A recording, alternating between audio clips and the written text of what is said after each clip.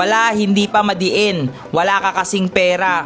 Mahirap ka. Pangit motor mo, kupal mama mo. Bisaya kayo talaga. Pati front fender mo, montanga. First time ko magpapangalan ng basher. Hoy, Jo Marie Rendon. Ang tapang mo, nakalock profile ka naman. Dinamay mo pa nanay ko. Tinawag mo pa kaming Bisaya. First of all, hindi ako Bisaya. Pero hindi ako galit sa Bisaya at hindi ko ginagamit yung term na Bisaya para lang sabihing pangit or hindi ko nagugustuhan yung isang bagay. Tsaka Lodi, wag mo idadamay yung pamilya ko sa pagbibil ko ng motor. Pati front fender ni kumpare, nilalait mo. Sinabi ko naman sa inyo na hindi pa nakatornilyo yan, nakapatong lang yan dahil nga babawasan pa natin yan o gagawin nating lighten dahil tumatama nga sa radiator yung ating front fender. So dahil sinabi mong wala akong pera, meron na naman akong ikakabit kay kumpare dahil nalalapit na yung motor show niya na isa na namang masakit ang presyo pero napakaliit lang. Kaya mga kalusyo, pero humihingi ako sa inyo ng suporta.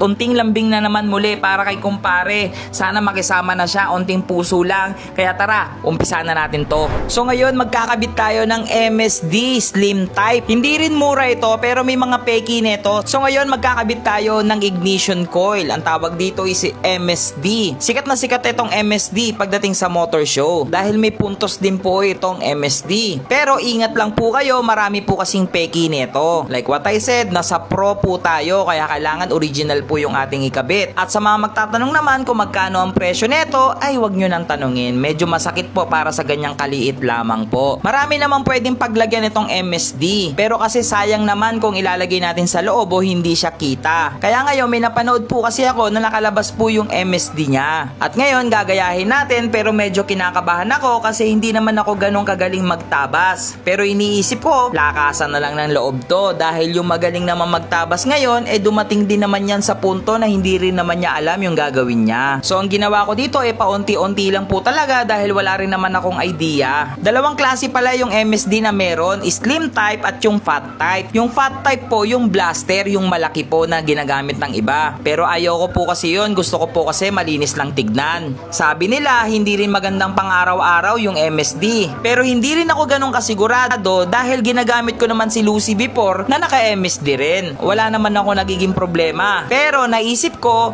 loaded din naman kasi si Lucy. 220cc nga pala si Lucy sa mga hindi nakakaalam. Si kumpare naman ay 200cc. Pero mga kalusyoper, habang nagtatabas dito si Kuya Russell, baka pwedeng humingi sa inyo ng suggestion. Pahingi naman po ng idea ng decals na pwede natin ikabit kay kumpare. Gusto ko po kasi may Malaysian inspired. So habang sinusukatan ni Kuya Russell yung MSD, ako naman tatabasan na natin yung front fender. Kasi po lagi po itong nababash. Dahil nga daw nakatingala at hindi pantay. Sabi ko naman po kasi sa inyo, hindi pa naman po finish yung front fender dito ni kumpare. Nakapatong lang ito before. Pero ngayon, ito nga po, kailangan na nating tabasan para ma-fit na po natin siya dito sa ating front shock. Sa mga hindi rin po pala nakakaalam, yung front shock po natin ay sniper na po. Pero pipilitin natin magmukhang normal lang o magmukhang pang raider pa rin. Kaya po gagawan natin ng conversion etong front fender natin. Dito naman sa part na to, nililinis ko na lang po yung tabas ni Kuya Russell dahil medyo tabingi. Dahil si Kuya Russell medyo may edad na, nanginginig na yung kamay kaya may hindi pantay. Kaya ngayon ako na po yung tumabas para po mas makita natin ng maayos at mahabol ko po yung mga alon-alon.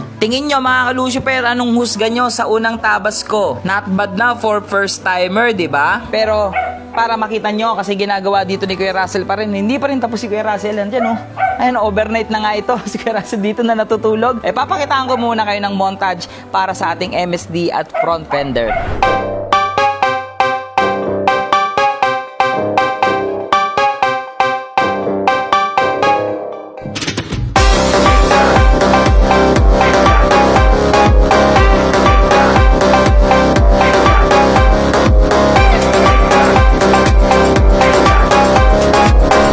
Mga kalusyoper, inabot na tayo ng kinabukasan dahil gabing-gabi na nung kinakabit namin yung MSD. So again, ito yung motor show natin sa May 17. Ayan o. Yan, sa lahat ng mga pwedeng sa lahat ng mga pupunta, see you na po kaagad dyan mga kalusyoper. So hanggang dyan na lang muna yung video natin.